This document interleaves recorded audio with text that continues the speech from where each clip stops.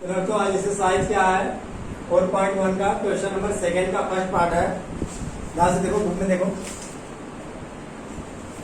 The area of a rectangular plot is 528 metre square. एक rectangular में आधा का क्या है, एक प्लॉट है। प्लॉट मतलब मैदान है, ठीक है। और उसकी एरिया ऑलरेडी पहले से दे रखी है, कितना है तो जो दिया हुआ है उसके पहले लिख लिया करो। एरिया ऑफ प्लॉट कितना दिया हुआ है 528 मीटर स्क्वायर। हिंदी में क्या बोलेंगे, भूखंड का क्षेत्रफल बराबर दिया है 528 metre square. The length of the plot is 1 more than twice its breadth। कह रहे हैं जो लेंथ है वह 1 more यानी 1 ज्यादा है, किससे ज्यादा है, उसके ब्रेथ के ट्वाइस से। देखो सुनो समझो, the length of the plot, जो लेंथ है इसकी प्लॉट की, वह उसके ब्रेथ से, उसके क्या क्या बोल रखा है, ये जो 1 more पहले मोर मीन्स ज्यादा है, अधिक है, ठीक है। देन ट्वाइस इट्स ब्रेथ, इसके ब्रेथ के ट्वाइस। ट्वाइस के लिए करते क्या है हम हमेशा, हाँ ट्वाइस के लिए मल्टीप्लाई करते हैं, ठीक है, 2 से मल्टीप्लाई करेंगे, ठीक है। और मोर के लिए क्या करेंगे, हम ऐड करेंगे। ये बात समझ में आ गई इतने। We need to find the length and breadth of the plot. हमें लेंथ बतानी है और ब्रेथ बतानी है, हमें लेंथ और ब्रेथ बतानी है। तो अब देखो लेंथ के लिए तो हमें बी के फॉर्म में निकालने के लिए कह रहा है, तो जो हमें ब्रेथ है, चौड़ाई है, इसी को हम पहले लेट करेंगे। फिर से समझना क्या कर रहा हूं मैं कि क्वेश्चन में दिया है लेंथ जो है यानी लंबाई, ब्रेथ यानी चौड़ाई से, चौड़ाई के दोगुने से एक अधिक है। कौन, लेंथ। तो किससे अधिक है, ब्रेथ से, है ना, ब्रेथ के ट्वाइस से अधिक है। तो हमें ब्रेथ को लेट करना होगा, चौड़ाई को लेट करना होगा, ठीक है। अब हम ब्रेथ हम लेट कर लेते हैं। Let breadth, breadth of rectangular plot, rectangular plot is कितना आएगा बताओ, एक्स मान लें, ठीक। देन देयरफॉर लेंथ कितना होगा तब, 2x length of rectangular plot equal to, तो ये कितना हो जाएगा अब इसका 2x+1। कैसे, देखो ब्रेथ कितना है, x है, तो ब्रेथ का कितना है, टाइम्स है, ट्वाइस है, 2 टाइम्स से कितना मोर है, 1। कौन, लेंथ, कौन, लेंथ, ठीक है। अच्छा अब हमें क्वेश्चन में पहले दिया क्या था, एरिया ऑफ प्लॉट। हम एरिया प्लॉट दोबारा से निकालते हैं। हम एरिया प्लॉट एक आंसर में, मतलब क्वेश्चन में ऑलरेडी पहले से किया हुआ है, और एक हम मालूम करेंगे। एरिया प्लॉट समझ में आया, तुरंत पूछ लेना। एरिया प्लॉट इक्वल टू क्या होता formula, rectangular plot. Area of rectangular plot क्या होता फार्मूला, रेक्टेंगल की एरिया का फार्मूला, रेक्टेंगुलर प्लॉट, रेक्टेंगुलर। हाँ बताओ एरिया का फार्मूला क्या होता है, हाँ बोलो, तुम बोलो, ठीक है। L इंटू डी, लंबाई बड़े चौड़ाई, लेंथ इंटू ब्रेथ, ठीक है। अच्छा मगर हमें पहले से दे रखा है, कितना दिया हुआ है 528 पहले से दिया हुआ है। और लेंथ यहाँ पे आया कितना इस बार, 2x+1 इंटू ब्रेथ कितनी है, x इक्वल टू 528। अब हम x का मल्टीप्लाई कर लेंगे, तो x का 2x में मल्टीप्लाई करेंगे तो प्लस 1 का भी मल्टीप्लाई करेंगे x में अंदर। अच्छा ये इक्वल टू कितना 528। अब इसको इस साइड लाएंगे तो 2x² plus x minus 528 equal to, ये बना अब हमारा जा करके क्वाड्रेटिक इक्वेशन, हम क्या बोलते हैं, द्विघात समीकरण बन गया। अब इसका हम फैक्टर करेंगे, फैक्टर करके जो x की वैल्यू आएगी वो हमारा ब्रेथ हो जाएगा, चौड़ाई हो जाएगी, और x की वैल्यू इसमें हम पुट कर लेंगे तो हमारा लेंथ मालूम हो जाएगा, हमारा आंसर कंप्लीट हो जाएगा, ठीक है। इतनी बात समझ में आ गई, करते हैं हम। तो इसका फैक्टर कैसे करेंगे? एक्स स्क्वायर के आगे जो 2 लिखा है तो 2 का हम मल्टीप्लाई करेंगे किसमें? 500 माइनस 528 में, ठीक है। तो मल्टीप्लाई करके लिखने की जरूरत नहीं है, बस इतना हमने शो कर दिया। अब क्या करेंगे? 528 का हम एलसीएम ले लेंगे, किससे डिवाइड करेंगे? पहले prime number, smallest prime number से डिवाइड करते हैं हमेशा। 2 2 जा, 2 3 जा, 2 4 जा, 2 1 जा, 2 3 जा, 2 2 जा, ठीक है। 2 6 जा, 2 1 जा, और अब 2 से डिवाइड नहीं होगा तो सही किया हमने। 2 6 जा 12, 2 6 जा 12, है ना। अब 2 से 2 3 जा 6, 2 3 जा 6, अब सीधे 3 से होगा तो 3 11 जा और 11 से 1, है ना। यानी ये नंबर मिले हमें क्या? 2 इंटू 2 इंटू 2 इंटू 2 कितनी बार है? 4 बार है, इंटू 3 इंटू 11। तो तुम्हें सोचना क्या है, ये तो अभी बनाया नहीं है ना, तुम कर लो, यहाँ तो बना लो, फिर इसके बाद आगे करवाता हूँ। तो देखो हमारा यहीं पर आंसर हो जाएगा, इसको हमें आगे सॉल्व नहीं करना है, ठीक है। आगे हमें सॉल्व नहीं करना है, सीधे क्या करना हमें? 2x square plus x minus 528, ये क्या हो जाएगा? हमारा आंसर हो जाएगा। ये सब हमें करने की जरूरत नहीं है।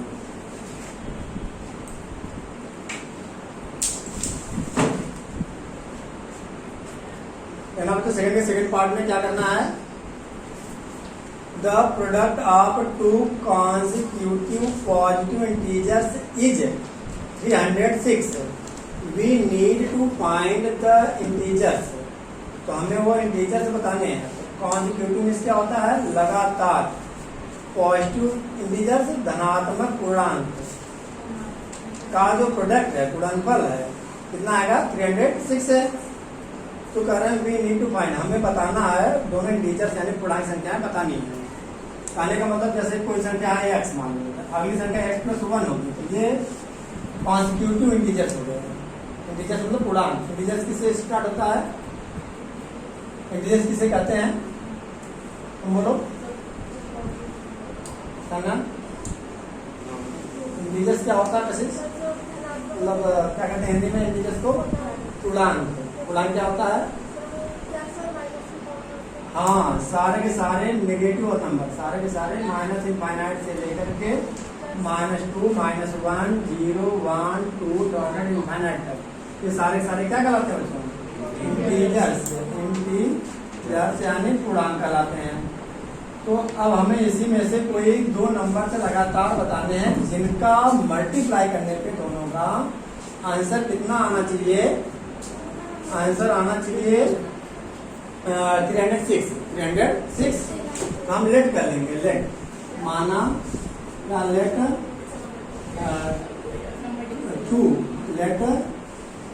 2 कॉन्सिक्यूटिव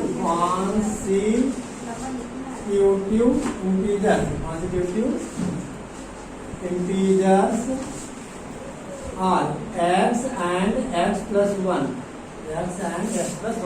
क्या बोलेंगे? माना लगातार जो पूर्णांक x और x plus 1 है, माना लगातार दो पूर्णांक x और x plus 1 है। अच्छा, तो अब अकॉर्डिंग टू क्वेश्चन क्या कह रहा है कि जो प्रोडक्ट है दोनों का, फर्स्ट इंटीजर का और सेकंड इंटीजर का, है ना, जो प्रोडक्ट है वो कितना है? और तो बताओ क्वेश्चन। 306।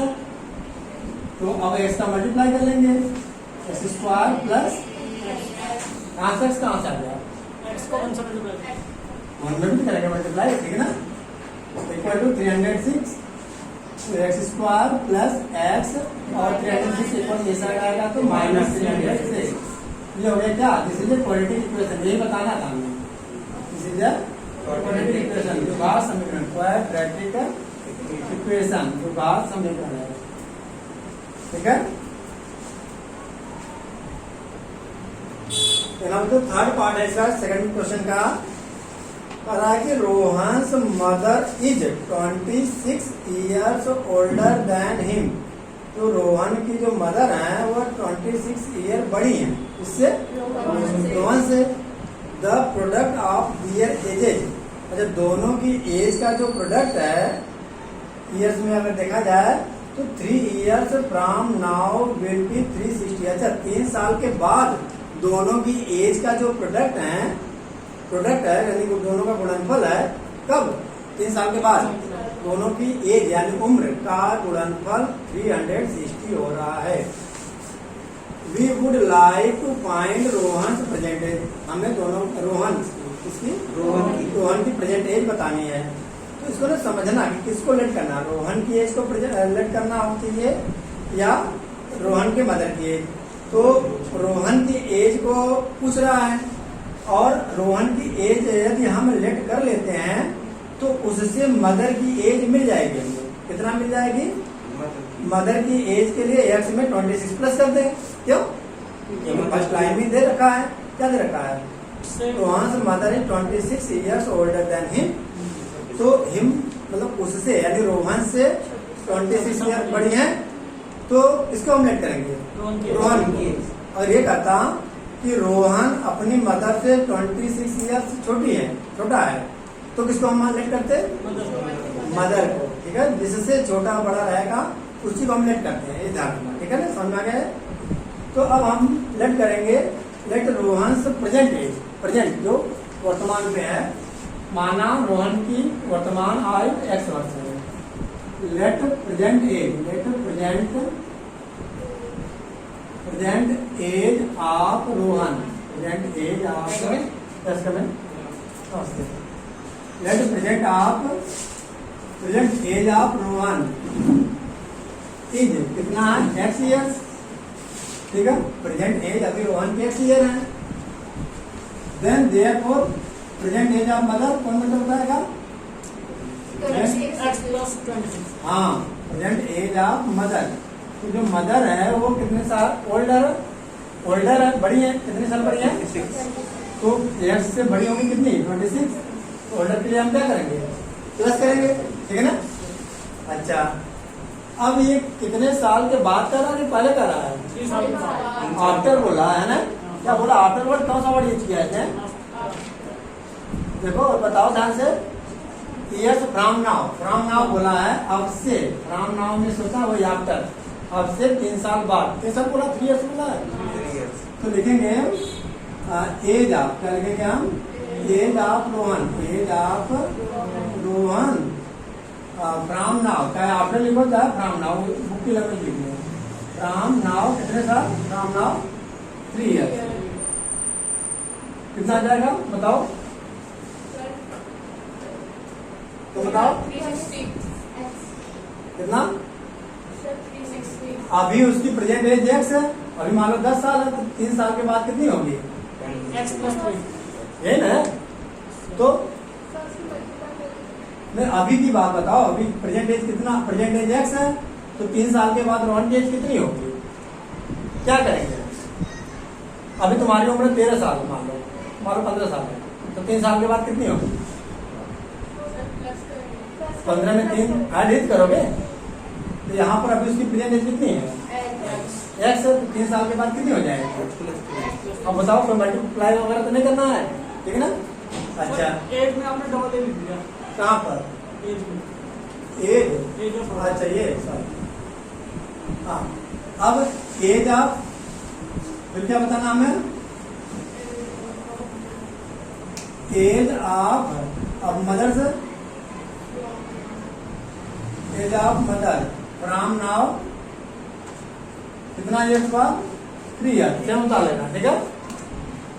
कितना हो जाएगा? रुको, चलो तुम बताओ। 90 age of mother from now 20 बोलो वंस। x plus 39। हाँ, तो x प्लस 26 तो अभी है, प्रेजेंट है। अब 3 साल के बाद 3 साल और ऐड कर लो, ये ना प्रेजेंट एज। समझो प्रेजेंट एज है कितना अभी मदर की? x plus 26।